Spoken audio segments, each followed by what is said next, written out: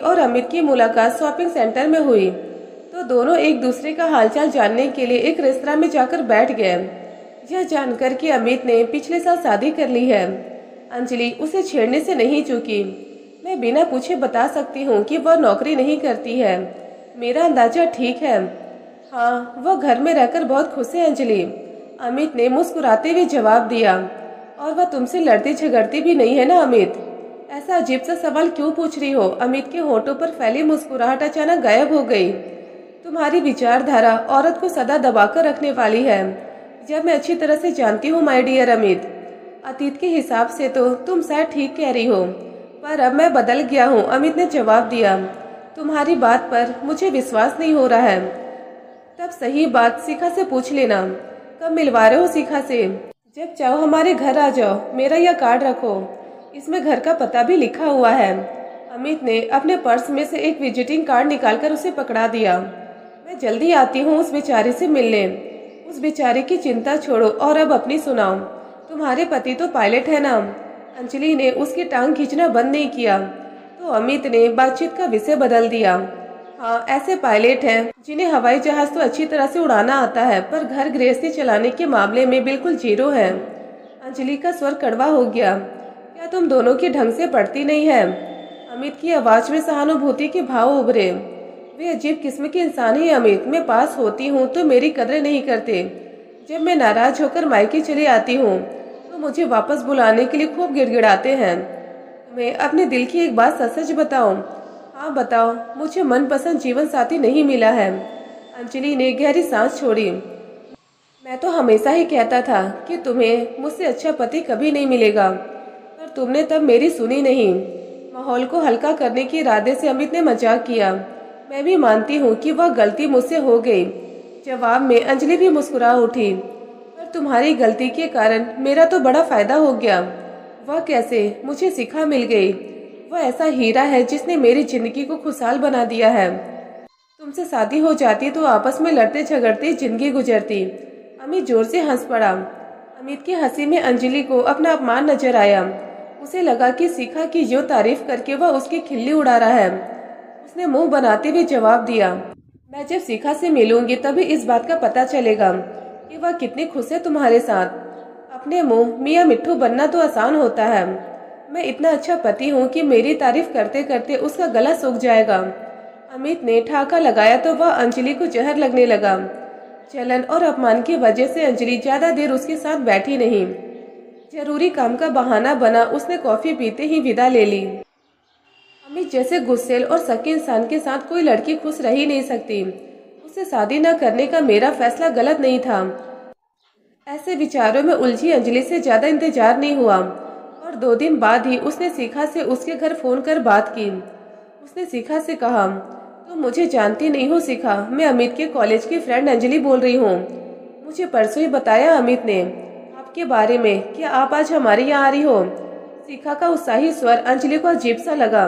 तुम्हारे घर तो मैं अपने पति के साथ किसी दिन आऊंगी, लेकिन आज अगर संभव हो तो तुम मेरे साथ कॉफी पीने किसी पास के रेस्तरां में आ जाओ। इस वक्त तो मेरा निकलना जरा। अंजलि ने उसे टोकते हुए कहा, मैं तुमसे कुछ ऐसी बातें करना चाहती हूँ जो तुम्हारे फायदे की साबित होंगी। तब हम मिल सकते हैं, पर अभी नहीं, बल्कि शाम को। कितने बजे और कहाँ? जिस मॉल में तुम अमित से मिली थी उसकी बगल में जो आकाश रेस्टोरेंट है उसी में हम 5:15 बजे मिलते हैं। शिखा, अमित को तुम हमारी होने वाली मुलाकात के बारे में अभी कुछ नहीं बताना। बाद में बताना या न बताना तुम्हारा फैसला होगा। ओके, तो 5:15 बजे मिलते हैं। यह कहकर अंजलि ने फोन काट दिया। शाम को रेस्तरां में मुलाकात होने पर पहले कुछ देर दोनों ने एक दूसरे के बारे में हल्की फुल्की जानकारी ली। फिर अंजलि ने अपने मुद्दे पर बात शुरू कर दी। क्या तुम्हें अमित ने बताया कि वह मुझसे प्यार करता था और हम शादी करके साथ जिंदगी बिताने के सपने देखते थे? नहीं, यह तो कभी नहीं बताया। शिखा बड़े ध्यान से उसके चेहरे के हाव भाव को पढ़ रही थी। अब तो यह भी मुझे ही बताना पड़ेगा कि हमारे अलगाव का क्या कारण था। बताइए शिखा। कॉलेज में हम दोनों सदा साथ साथ रहते थे, इसलिए हमारे बीच का प्यार का रिश्ता बहुत मजबूत बना रहा। फिर मैंने ऑफिस जाना शुरू किया तो परिस्थितियां बदली और उनके साथ बदल गया अमित का व्यवहार। इस तरह का बदलाव आया उनके व्यवहार में। वह बहुत ज्यादा शक्की आदमी है। क्या तुम मेरे इस कथन से सहमत हो? यह तो तुमने बिल्कुल ठीक कहा। शिखा हौले से मुस्कुरा उठी। अब तुम समझ सकती हो कि किसी भी युवक से जरा सा खुलकर हंसने बोलने पर अमित मुझसे कितना झगड़ता होगा। तुम्हें भी उसकी इस आदत के कारण मानसिक यातनाएं झेलनी पड़ी होंगी, थोड़ी सी शुरू में। शिखा की मुस्कुराहट और गहरी हो गई। और अब सब ठीक है। यानी अपने स्वभाव को मारकर वह रात दिन के झगड़ों से तंग आकर तुमने घुट घुट कर जीना सीख लिया है। ऐसा कुछ नहीं है, हमारे बीच झगड़े नहीं होते हैं। तुम मुझसे कुछ भी छिपाओ मत, क्योंकि मैं तुम्हें अमित के हाथों प्रताड़ित होने से बचाने की तरकीब बता सकती हूँ। अपने एकक शब्द पर अंजलि ने बहुत जोर दिया। तो जल्दी बताइए ना, शिखा किसी छोटी बच्ची की तरह खुश हो उठी। शिखा की दिलचस्पी देखकर अंजलि ने जोशीले अंदाज में बोलना शुरू किया। मुझे उसने अपने शक्की स्वभाव के कारण जब बहुत ज्यादा तंग करना शुरू किया, तो मैं चुप रहने के बजाय उसके साथ झगड़ा करने के साथ साथ बोलचाल भी बंद कर देती थी। तब वह एकदम से सही राह पर आ जाता था। तुम भी उसके गुस्से से डरकर दबना बंद करो। वह खामखा शक करे तो अपने को अकारण अपराध बोध का शिकार मत बनाया करो। अमित को सही राह पर रखने का तरीका यही है कि जब वह तुम्हें नाजायज तरीके से दबाने की कोशिश करे, तो तुम पूरी ताकत से उसके साथ भिड़ जाओ। देखना, वह एकदम से सही राह पर आ जाएगा। कुछ देर खामोश रखकर शिखा सोच विचार में खोई रही और फिर पूछा, तुमने यही रास्ता अपनाया था और वे इससे सही राह पर आ भी जाते थे, तो फिर तुमने उनके साथ शादी क्यों नहीं की? मैं बार बार होने वाले झगड़ों से तंग आ गई थी। मुझे जब यह लगने लगा कि यह आदमी कभी नहीं सुधरेगा, तो मैंने हमेशा के लिए अलग होने का फैसला कर लिया था।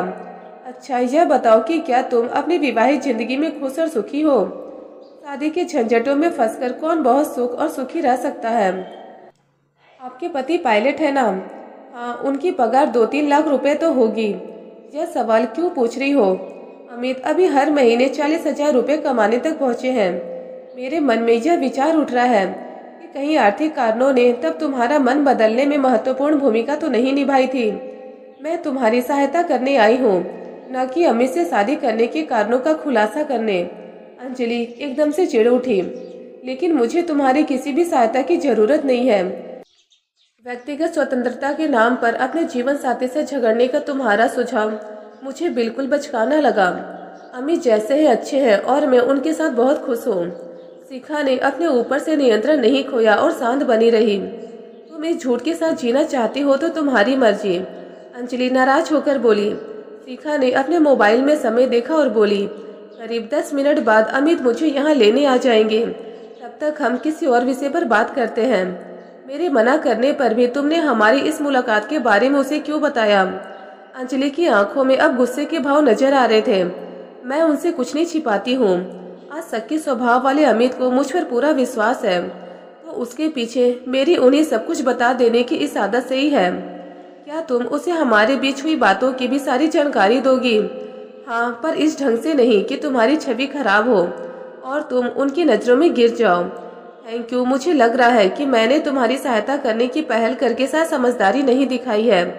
मैं चलती हूँ। अंजलि जाने को उठ खड़ी हुई। अमित से नहीं मिलोगी? नहीं, गुड बाय। पत्नी को पति का दिल व विश्वास जीतने के लिए अगर पति के सामने नरम बनना पड़े तो इसमें कोई बुराई नहीं है। अंजलि, मुझे ये लेक्चर क्यों दे रही हो? मैं लेक्चर नहीं दे रही हूँ, पर इंसान को अपनी समझ में आई कोई भी अच्छी बात दूसरों से बांट लेनी चाहिए। फिर रुखाई से अंजलि तेज कदमों से चल पड़ी। अपनी बातों का जो असर वह शिखा पर देखना चाह रही थी वह उसे नजर नहीं आया था। शक्की अमित को उसने कभी यही सोचकर रिजेक्ट कर दिया था कि वह अच्छा पति साबित नहीं होगा। शिखा उसके साथ शादी करके सुखी और संतुष्ट है, यह बात उसे हजम नहीं हो रही थी। उसके साथ अपनी तुलना कर रही अंजलि के मन में खींच व गुस्से के भाव पल पल बढ़ते ही जा रहे थे।